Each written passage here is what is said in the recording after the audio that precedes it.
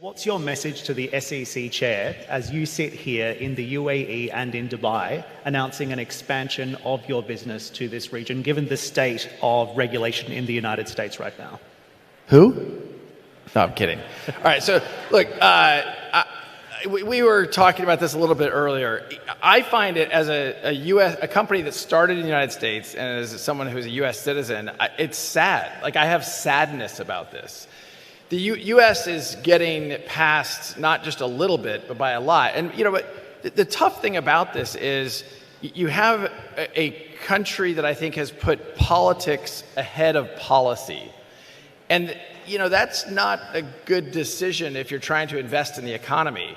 You're seeing it, you know, certainly here in the UAE with VARA, the Virtual Asset Regulatory Authority, certainly what's happened recently in Europe with MiCA. The United States is definitely stuck. And you know, Ripple, the case with the SEC, we will spend, the first time I've shared this publicly, by the time it's said and done, we will have spent $200 million defending ourselves against a lawsuit, which from its very beginning, people were like, this doesn't make a lot of sense. You have video footage of the chair of the SEC as a professor at MIT saying 75% of these digital assets are commodities. And now he says they're all securities because he's the head of the SEC and he's seeking power and he's putting power ahead of sound policy to grow an economy in the United States.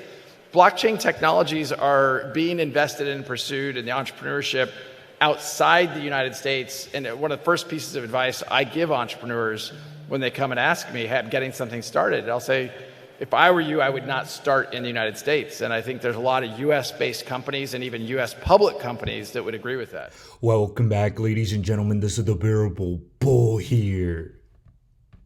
And I got this aggressively average content for you today, as I genuinely enjoy all of you listening to Brad Garlinghouse bring the hammer down. First of all, firing shots against Gary Gensler, not even acknowledging his existence, which is hilarious to me because that's the level of respect Gary deserves. None. But two, also realizing internationally crypto and especially Ripple and XRP are making headways.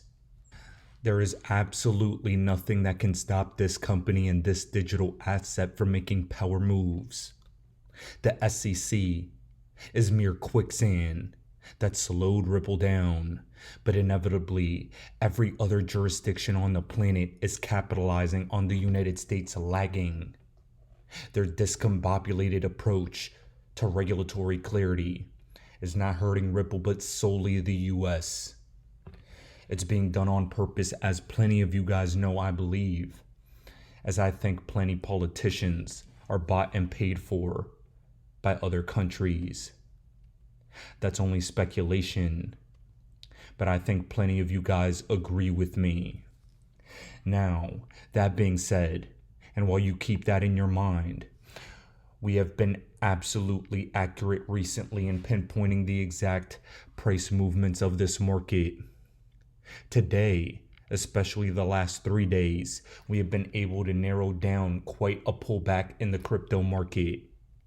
And for those of you that don't understand what's going on, plenty of us believe that the eclipse season that we just experienced was an indicator for a pullback. And now we're going to see the little mini altcoin run that plenty of us expect. I think it's going to be heading into June. And this will be a great opportunity for all of you to profit take, get a bit of a cash position, sit on your hands and wait a little bit until we finally see the great financial crisis we all expect. I think that's happening September, October. And I look forward for us to be 100% right on that. Something you all need to realize and remember is that millionaires are made, not at the peaks, not buying Pepe, but they're made in buying high quality digital assets, utility-based tokens at rock bottom values and after massive pullbacks. Keep that in your minds, as I know all of you are very aware of this. And today, Ripple released this news that the global value of central bank digital currencies could grow dramatically from only $100 million today to $213 billion by 2030. This is only one of many use cases crypto and digital assets can help with. The interoperability of central bank digital currencies is something I believe Ripple and XRP are going to play a major role in. And seeing this happen, coupled with R3 having a similar announcement at the exact same time, is no coincidence. They're letting you know that this is on standby, ready to launch when the moment is right. And I want all of you to take a listen to R3 letting you know that as well. I will not name any of them, but there are some that have been really active with us. There are some that are very close to having production systems. When you say close, when do you think they'll go? I would say definitely within the next couple of years. They'll go live within the next 2 years. Yes, with some like pilot project. Now there, my friends, is how close we are. Within 2 years, central bank digital currency adoption will really be here. We're seeing smaller nations, like Palau for example, running on XRP. But eventually, I think the entire planet will adopt the CBDC, and XRP will be the interoperability between a vast majority, if not all of them. This is where the world is going, and the regulations will be coming into place. Here, for example, from Wheezy, we have the CLO of Coinbase, Brian Brooks, one of my favorite people in all of crypto, speaking on their listing process, going off the CRC rating. He's talking about when is the only time they consider listing forced. Rating of 5 is a security. XRP has been rated a 4 by the CRC, also known as the Crypto Rating Council. And I want you all to take a listen to what Mr. Brooks has to say. Right. Well, so first of all, I want to distinguish for the listeners between taking factors like liquidity into consideration for purposes of determining what the rating is, which we never do. In other words, just because something's liquid does not mean a 4 becomes a 3.5. You know, we have no fear or favor in terms of the ratings. But then there is the question of when are you willing to list a 4? So I'll tell you, at Coinbase, generally speaking, we haven't listed anything above a 4. You mentioned Maker, which at one time rated higher than that, but then there were some changes and some developments that led the CRC to relook at that. And so there's a predictive rating that tells us that upon the achievement of certain things, that rating is going to be lower than that. And so that's what got us there. But there's no current 4.5 that we would list at Coinbase. I'm not saying that could never occur, but it hasn't occurred yet. There are actually now that I'm looking at it, I don't see Maker currently listed, and it is still at 4.5. So maybe that's consistent. Yeah, right. So without predicting the future, I'll just tell you that, you know, as Bill Hinman, director of corporation finance at the SEC, has said, the nature of these things changes as decentralization and utility are built out. And so from our perspective, the legality of listing something on a given day depends on that. So there are some things that initially were 4.5s or 5s, and upon a re-review over time will be more like a 4 or something else. And so that'll matter. And, you know, I'm not saying that Maker is a particular example of that, but it could be. Bottom line is for the 4s, you know, that's kind of our definition of an R-rated movie. Meaning some of those 4s are best picture candidates for whatever reason. It could be because they're deeply liquid. It could be because they're playing a critical role in the development of some aspect of crypto that we believe as a technology matter is really, really important for the world. You know, it could be that it's got some role in solving education in the developing world, or world hunger, or climate change, or something like that. And so we do take those things into account in deciding which 4s to list. Having said that, you know, like any responsible company, we have a risk appetite, and we don't want to concentrate all of our business in 4-rated tokens, because even though we think 4s are not securities, right? That's why they're not 5s. We recognize that 4s are going to get more scrutiny and attention, and it is possible that we'll have to defend some of those more than 3s. And thus, we only want to be in a position of having to defend those things that have really clearly articulable value add for our customers. That's really where we're making decisions at that frontier. Below. So too, if you take things like XRP, which we list obviously, but when XRP did their MoneyGram deal and suddenly had real global distribution and a significantly different utility case than it might have, 2 years ago, say, that's relevant to our assessment of its utility. And so some of it's events driven. We may read something in the newspaper that will cause us to go back on a more urgent basis, and if not, we'll capture it as part of the periodic cycle. Now, ladies and gentlemen, for those of you that are not aware, I've been extremely critical about Coinbase, their continued delisting of XRP, and especially because they're going to be sued by the SEC shortly. But this is what I'm going to say. I genuinely believe, as I have my ears to the streets, that rumors are building that a relisting of XRP on Coinbase is coming, and that the very real possibility of a Ripple and Coinbase partnership is on the table in some way, shape, or form. Now, that is only speculation, but it's not unfounded. And something that I have to stress to all of you is that a picture is worth 1,000 words. The CLO of Coinbase and the General Counsel of Ripple, Stu Alderati, took this photo just a couple days ago, meeting, politicking, and discussing future potentials is something that gets me salivating. Something all of you need to know is that Coinbase and Ripple have been absolute leaders in this space as far as American crypto companies are concerned. And I think if any of us stand a chance of reaping the benefits of being US retail crypto investors, it's going to be because of these two companies working hand in hand towards the finish line. Here, these are the top 10 banks that control over 65% of all US deposits. JP Morgan, Bank of America, Wells Fargo, Citi, US Bank, PNC, Truist, Capital One, Goldman, TD Bank. It's being said they're too big to fail. I believe some of these on this list will fail. And something you all need to know is what's happening is the big consolidation of the banking system to a few centralized entities so they can bring on the new one. And what I have to stress is that the US banking failures made people look at crypto again, as stated by the Coinbase CEO Brian Armstrong. The last crypto bull run we experienced in 2021 was a blip. It is not the run we expected. The market ended in a double top.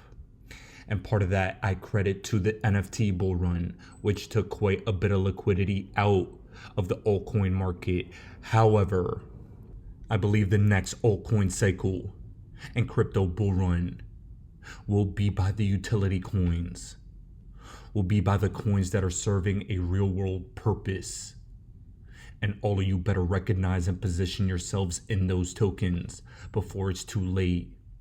Don't play games by gambling in memes. Meme coins have outperformed XRP. Let me know if you think that's sustainable as an investing strategy, and I'll sit here and give you all of my bags. But I won't have to, because all of you know it's not sustainable. Ladies and gentlemen, to cap off this video for today, I want you all to listen to Brian Armstrong give you his analysis and his take on how these US banking failures are making crypto the asset class that can solve a lot of real world problems and act as a safe haven away from the financial collapse that is coming. Deposit confiscation and plenty of other things are on the table. Get your financial life rafts ready, because I certainly have. We are the new 1%, and you will have to remember that investing in crypto is nothing more than winning the lottery in slow motion. Ladies and gentlemen, this is the Bearable Bull here. Thanks for tuning in. As always, I appreciate every single one of you. Now I'll be back tomorrow with another video. Let's talk about the most recent announcement. You're expanding internationally as tensions with the US regulators grow. Coinbase has just announced an international crypto derivatives exchange. Walk me through the strategic rationale. How is this going to work? Yeah, so again, the mission at Coinbase is to increase economic freedom in the world. We think crypto is the most important technology to do that. And so that means we need to be doing that globally.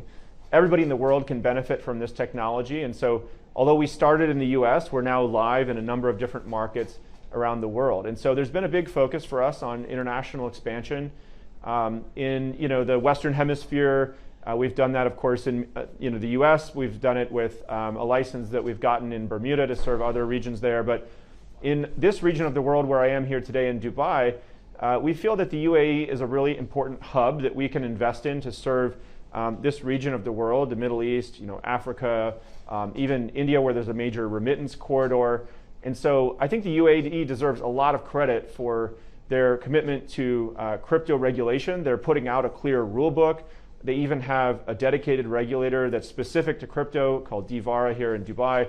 And I think they deserve a ton of credit for being both business forward, embracing this technology and its potential, but also putting out clear rules to protect consumers. So that's very attractive to us as a US company to come invest here.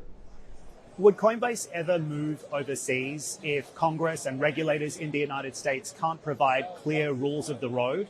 It seems as if you have a big issue with regulation stateside right now. So Coinbase is not going to relocate overseas. I mean, we're always going to have a US presence, and I can talk a bit about some of the efforts that we're making there to get regulatory clarity in the US. But the US is a little bit behind right now, I would say. We're seeing more thoughtful approaches. For instance, in the EU, they've actually already passed comprehensive crypto legislation. The UK has been incredibly welcoming and for us there, and that's been a hub where we've decided to serve the UK market. And now I think with the UAE, we're very interested in looking at this space as well. I mean, this is my first trip to the UAE, by the way. I'm here to learn and listen and meet with the relevant regulators, both in Abu Dhabi and here in Dubai, and decide if this is a good place for us to serve a large region of the world. So walk me through what you would like to see from regulators in the US. As you say, the United States has perhaps been falling behind when it comes to cryptocurrency regulation and the definition of cryptocurrencies. What do you need to see from the regulator in order to continue to have your business function as a going concern? Yeah, well, in the US, what we'd really like to see is a clear rule book. That's how it should work. The regulator should publish a clear rule book. The companies should be expected to follow it. Right now, there's not a clear rule book in the US, and in the absence of that clarity, Coinbase has really showed a lot of good faith effort to do the right thing and introduce the right kind of controls and audits that we believe protect consumers. We shared all of this with the SEC when we were thinking about becoming a public company, and they allowed us to become a public company with full knowledge of how our business operates. Really, nothing has changed since we've done that. And so we still believe that we're operating in a fully compliant manner. And by the way, I should say, most of the US, the people that I meet with in Congress, the other federal regulator, the CFTC, even the White House and others, they're actually quite positive. I think the broad consensus view in the US government is that there should be a clear rule book, and this is going to require new legislation from Congress. The SEC is a bit of an outlier here. There's kind of a lone crusade, if you will, with Gary Gensler, the chair there. And he has taken a more anti-crypto view for some reason. I don't think he's necessarily trying to regulate the industry as much as maybe curtail it. But he's created some lawsuits, and I think it's quite unhelpful for the industry in the US writ large. But it also is an opportunity for Coinbase to go get that clarity from the courts that we feel will really benefit the crypto industry and also the US more broadly. Why do I hold XRP? Because Ripple's the chosen one to lead the new global digital payment system, and they use XRP. In 2013, the Federal Reserve began looking for faster payments options. 2 years later, an action plan was born and a federal payments task force was created. It included one company focused on crypto, Ripple. In 2014, the World Bank and Better Than Cash Alliance, which includes the Bill and Melinda Gates Foundation, Clinton Global Initiative, and the governments of 32 countries, put out a report called The Opportunities of Digitizing Payments. 1 year later, the Better Than Cash Alliance featured one crypto company on their website, Ripple. Today, Better Than Cash Alliance and all other UN initiatives are focused on a single agenda, the Sustainable Development Goals for 2030. You can see the SDGs logo on Bill Gates' lapel, world-leading companies, the Better Than Cash Alliance website, and on the UN's official exchange, Exchange. What crypto is Exchange officially utilizing for their carbon credit solution? XRP. The world will move to a new international standard for exchanging electronic messages between financial institutions by 2025 called ISO 20022. Who was the first ISO 20022 member focused on distributed ledger technology? Ripple. Who's partnered with over 300 financial institutions, including Bank of America, American Express, PNC, Santander, SBI, HSBC, Standard Chartered Bank,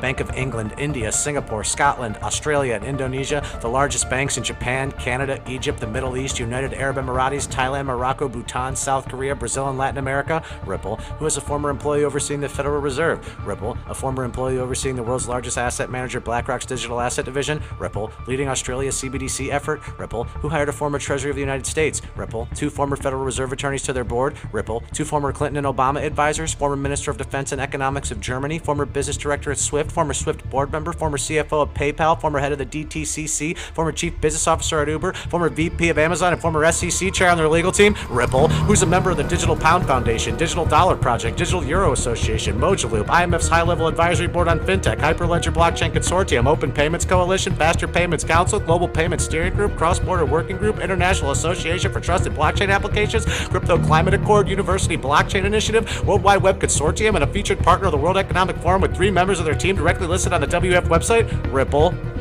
Now, does Ripple and XRP sound like they're going to disappear, or do they sound like they're part of a much bigger plan? You decide.